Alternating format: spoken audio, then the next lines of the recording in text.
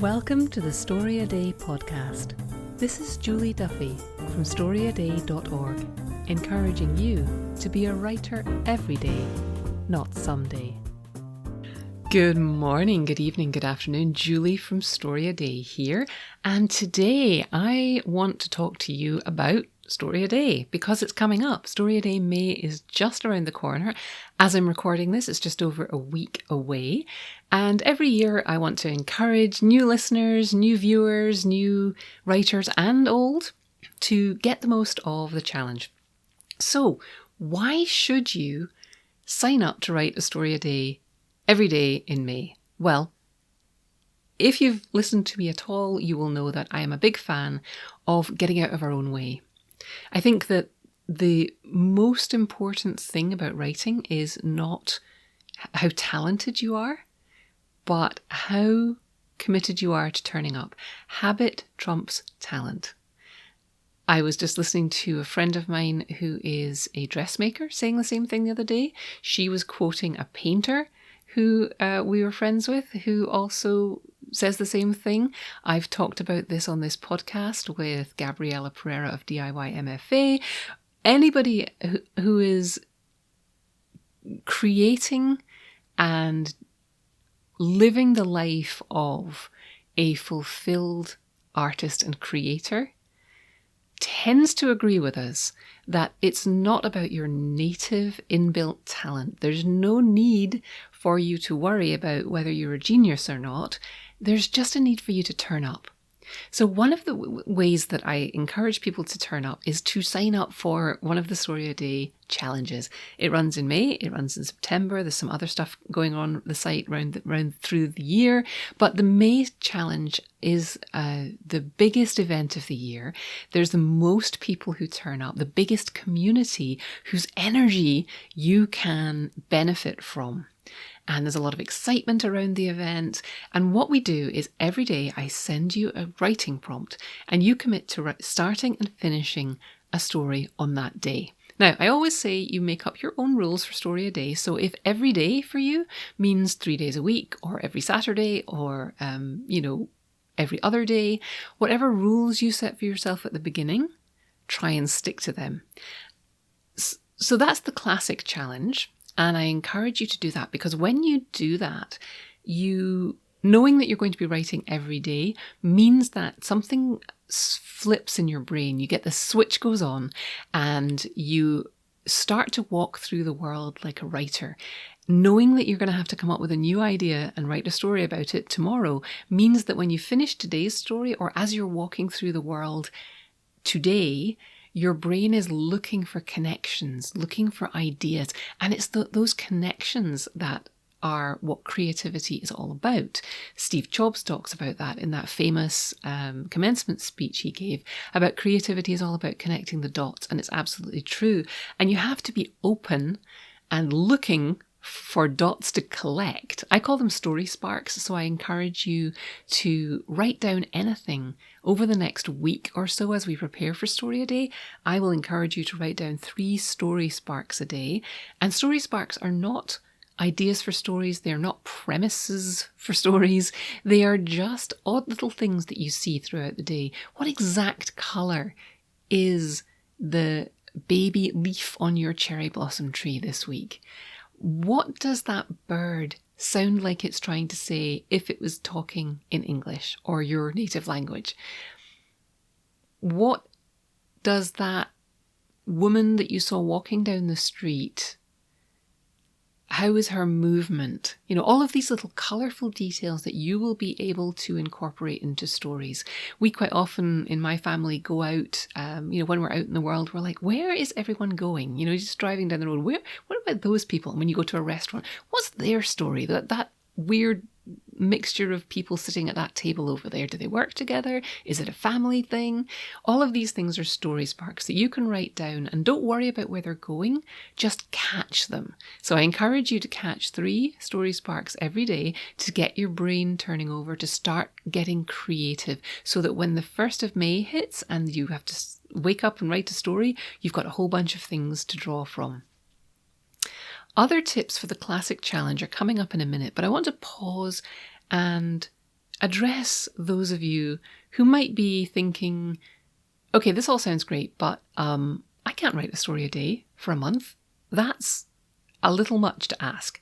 I'm tired. I've spent 2 years in my house. I haven't written anything recently. I don't even know if I can finish one story. You are asking too much of me, Julie. For you this year, I am creating a brand new challenge. The 31 days of prompts is still going to be there, all new prompts this year, as always, and it's all free. Don't worry about that. This year, I'm creating the fun size challenge. I deliberately called it fun size because it's all about having fun with your creativity. I want you to sign up for the fun size challenge if the regular challenge sounds like too much. And what will happen then is that you will get little notes from me every day. Just little tasks that maybe you want to complete. It'll be, for example, collecting StorySparks, for example, downloading a document, for example, posting something to social media or your blog or wherever you, or in an email to a friend. Little tasks that will just reorient you and keep you thinking about yourself as a writer. And then we'll start getting into working on one story. I will give you tasks that break it down into tiny little steps that will happen throughout the month of May. And you will never have to set aside an hour or 90 minutes or a half day to work on these tasks. They will all be teeny tiny things that you can look at the task in the morning and you can implement it at some point during the day. So if you can take 15 minutes after dinner, if you can take 15 minutes over your lunch break, I promise you, you will get stuff done. So if that sounds interesting, come over to storyaday.org/sign up and get yourself signed up for the challenge. And before we get started in May, you will have the opportunity to pick your flavour of the challenge. And if you're listening to this, or if you're in the challenge already and you signed up for one version but you think you'd like to take part in the other version, don't worry, you can switch tracks at any point too, because this is all about you getting some creativity, getting some words down, proving to yourself that you can do it. And I don't want you to feel like a failure if you don't do the thing you signed up for at the beginning. If you say, you know what, I wanted to do the full challenge, but I think all I'm going to be able to manage is the fun size version, that is an absolute win. If you decide to stick with us throughout the month in any flavour and keep turning up for your writing in some way every day during the month, you will come out of the end of the month transformed. I've had people every year tell me I became a real writer this year. I started to take myself more seriously as a writer. I started to look forward to writing. I can't imagine not showing up for my writing anymore. My family takes it seriously when I say I'm going off to write. They understand, they get it. They see me treating myself with respect, treating my creativity with respect, and they echo that. We have to set the example. We can't just expect people to give us permission to go and be creative. We have to put a line in the sand and say, this is my writing time. So the fun size challenge is going to let you do that like in little 15-minute bursts every day, but it gets you into the habit of treating yourself like a writer and holding yourself like a writer, understanding that it's important to you and showing the people in your life that it's important to you. So that's the fun size challenge. Not too much more to say about that because you'll just sign up for it and I'll send you stuff in email and it'll be a lot of fun. If you are thinking about, this sort of counts for both challenges. There are ways to make it more likely that you're going to succeed and you're going to stick with your commitment throughout the whole month. And those ways include collecting those StorySparks every day. Continue to write things down, little ideas, little flavorful moments that you can drop into stories, little questions that you ask yourself. Because the first week of the challenge, if you're doing the classic challenge, is usually pretty easy because you've got a whole bunch of questions. And ideas and things you're interested in that are just kind of at the front of your mind. But by the second week of the challenge, you're like, oh, I got to come up with something new. So if you're just writing down as you walk through the world, if you just keep your curiosity switched on and write stuff down and then forget about it so that you don't have to keep a whole bunch of stuff in your head, then any day when you want to write a story, you just open that little book of StorySparks, that little folded piece of paper, that text file, wherever you're keeping them, and you're like, oh yeah, I saw that thing last week and that was curious. Maybe I could put that into a story. So collect your StorySparks. That's part one. Another really important way to prepare for Story a Day or any writing challenge is to think about and visualize how you're going to actually do the work. So take a minute, just maybe close your eyes, think about where are you most comfortable writing? Where are you most productive when you do your writing? I've got this space now. I didn't always have it, but I've got this space with a door that I can close, which is a glorious luxury. But I know people who take some time to duck into a bathroom and lock the door because it's the only place they can go to get some alone time.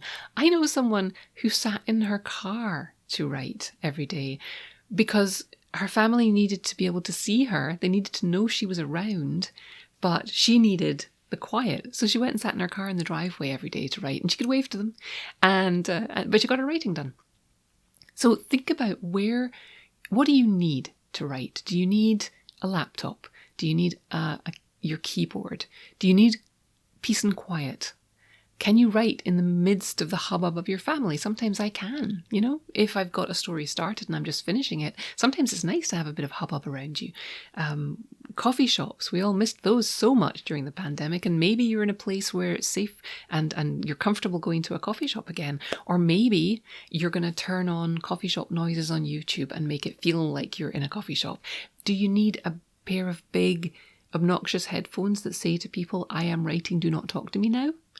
Or what do you need to do your writing every day? Do you have a favourite pen? Do you have a favourite notebook? I'm a big fan of having notebooks with grids in them. That's my favourite way to write. I like to start my stories longhand, and then usually I'll switch to writing with a keyboard after a while. Maybe you will dictate your stories into your phone on your commute. So just take a moment to picture, you can pause this, and you can picture yourself on your ideal writing day. What do you need? And once you've done that, think about when you will do your writing every day. And this can change, throughout the month. I'll be encouraging you to think about this and adjust as you go, because you may think that you are a night owl and you want to write every evening before you go to bed, and it may turn out that doesn't suit your life, or it's just not happening. Maybe you're actually a morning writer, or maybe you are an afternoon writer. So think about where you will start the month trying to write. Obviously if you're dictating on your commute, that's easy. I'm going to do it every morning, and every evening I'll write the ending of the story in the car with my phone switched on to listen to me. If you have little kids, you're probably either going to have to get up before they get up, which never worked for me, because as soon as the floorboard creaked, my kids woke up and came to play. But maybe you can get up earlier than everyone else in your house and write then. Or maybe it's when everybody else goes out and to do their stuff during the day that you will write. So think about where and when you're going to write. Make a plan for the first week. And reassess it at the end of the week to see how it's working out. And don't be afraid to change and adjust. And the part of the point of StoryADay May is not just to churn out drafts, it's to figure out your routine. It's to figure out what your writing practice should look like. And that means taking a look every few days or every week at what's working.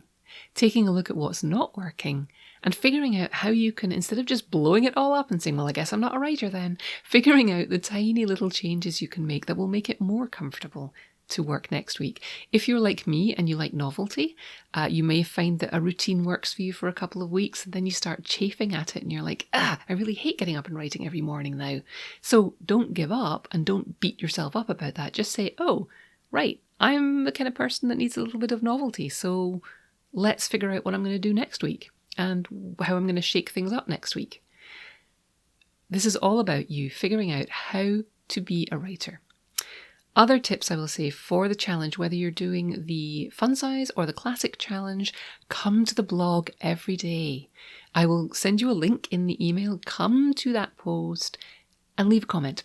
You don't need to post your story. In fact, please don't, because for various reasons, which I'm sure I've gone into many times here.